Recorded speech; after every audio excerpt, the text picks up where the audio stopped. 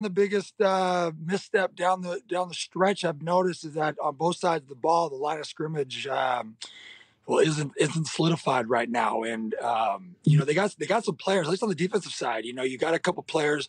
I know you guys, Zadarius Smith, more of a linebacker, but Daniil Hunter's playing kind of out of position.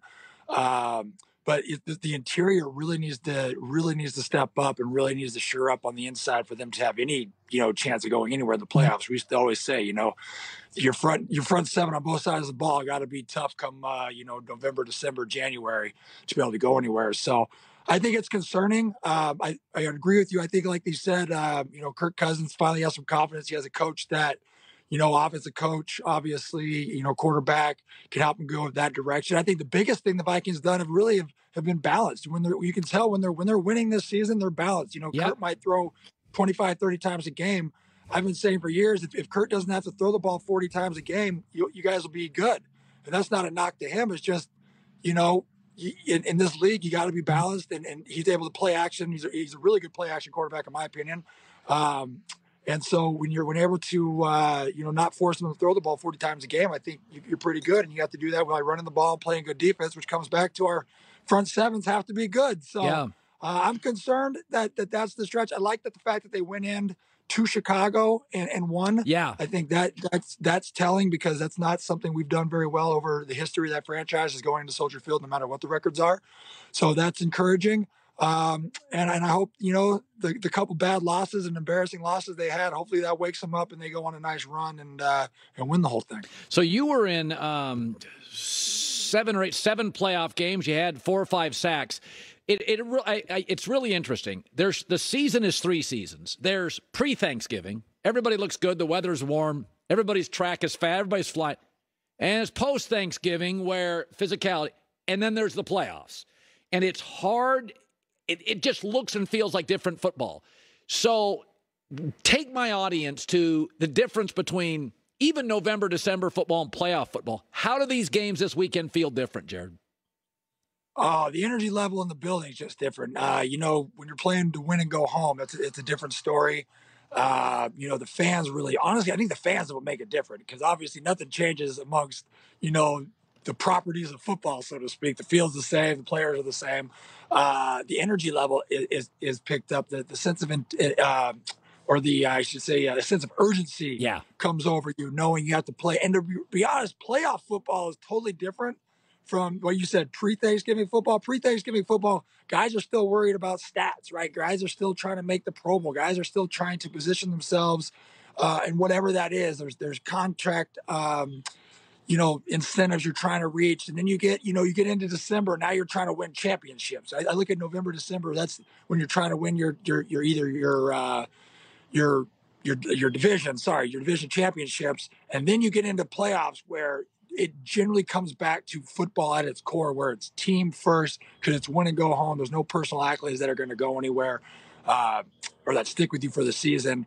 And so you really kind of come back to that core of team first. And I think that's what kind of pushes you to that next level, because everybody's playing for the guy next to him. It's interesting. I never think Favre and Aaron Rodgers are the same personality, but they've become a little bit. What's crazy, Jared? Hear me out on this. They've become the same guy, and I always call it Packer quarterback syndrome. There's no owner, so nobody to call you out for your BS.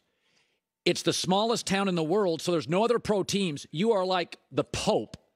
You get really powerful, and you can hold the team a little hostage. Whereas Jerry Jones, with the owners, if you ticked them off, they just get rid of you.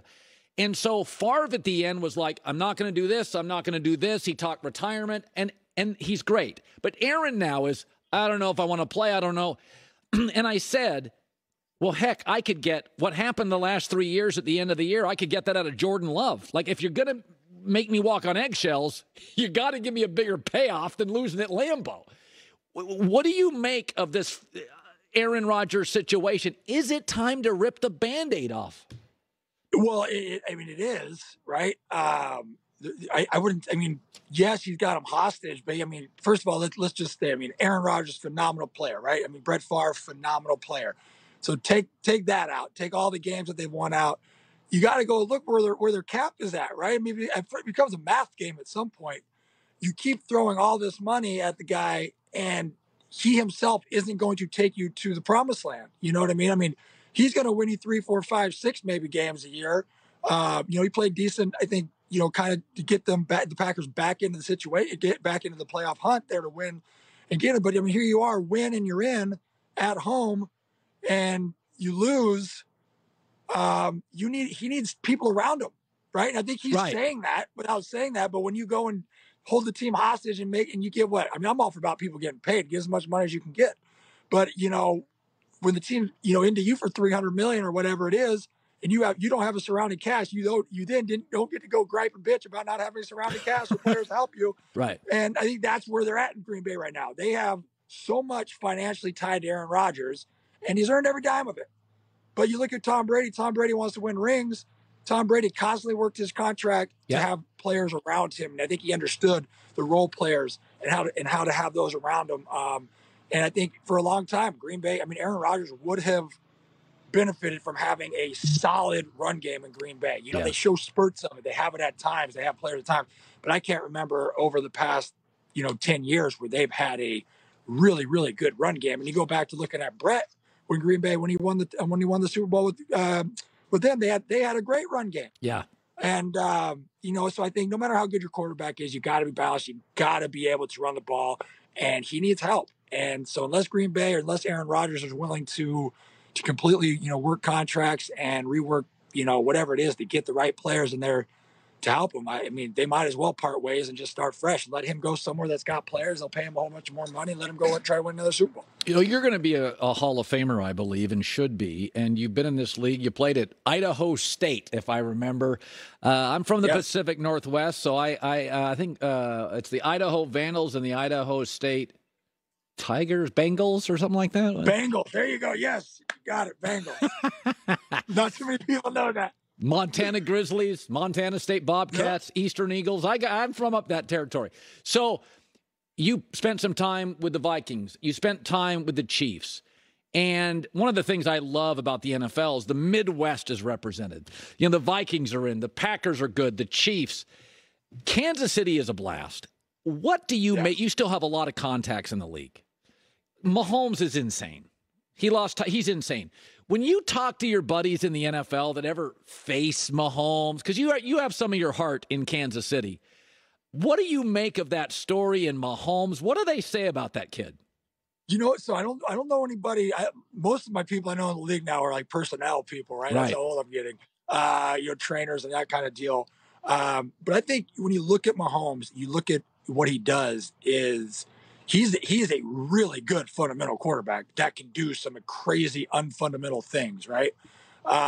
And you just, I don't know. I honestly, when I talk to people on how they want to defend him, I look at, kind of when the Bills play him or people that have had success with them, A-gap pressure is huge against him. Yeah. You don't, as great as he is out of the pocket, I'll always take a quarterback on the run versus being able to sit back there and just make plays in the pocket.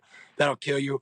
So, I think if your D tackles, if you're just talking about fronts, if your D tackles can get pressure on Mahomes up the middle, then your edge guys can actually rush and contain and you kind of really, it's so cliche, but you have to just collapse that pocket, whether it's A-gap blitz, whatever it is. But he's special. I think that's, you look at the difference between go back to Aaron Rodgers and Mahomes, right? Both of them are crazy good in the pocket, crazy good out of the pocket.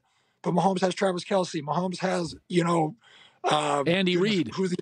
Andy Reid, right? Yeah, you got layers of people around him making him better. And hopefully they keep it that way, right? Hopefully as he gets older, that doesn't progress where they keep putting more and more on him. Yeah. But I like the way he goes. I think mentally and competitively, he handles things right. You don't see a moment too big for him. You know what I mean? And they win the game. What I like most about Kansas City is they win the games they're supposed to win. Right. And I think that's indicative of a really good team is, you're going to have some close battles. It's the NFL, but you should absolutely beat the teams handily that you're supposed to beat, like they did went out to Oakland and whooped on them and took the number 1 seed. All right. Finally, Jared Allen. So the Giants, hey, they rested their quarterback. They rested defensive linemen for the playoffs. The Chargers said, nah, we're going to play him. And Mike Williams is hurt. And Bosa's dinged up. Murray, the linebacker. In your time in the NFL, Belichick always played guys. Other coaches rest guys. Where do you stand on play a guy, rest a guy, going into the playoffs when you're already in? I'm a play him type of guy, at least for a quarter, at least for something. I mean, I understand you don't want guys to get hurt, but football, there's such a rhythm. I mean, I guess personality. He feels doubted, and he needed an offensive coach. And I said, just get him a guy that believes in him. They're going to do really well. They miss you. They don't have much of a defense. That concerns me. Jared, I just don't know if you can win a playoff game if you can't control the line of scrimmage. Are you a little concerned? This Giants matchup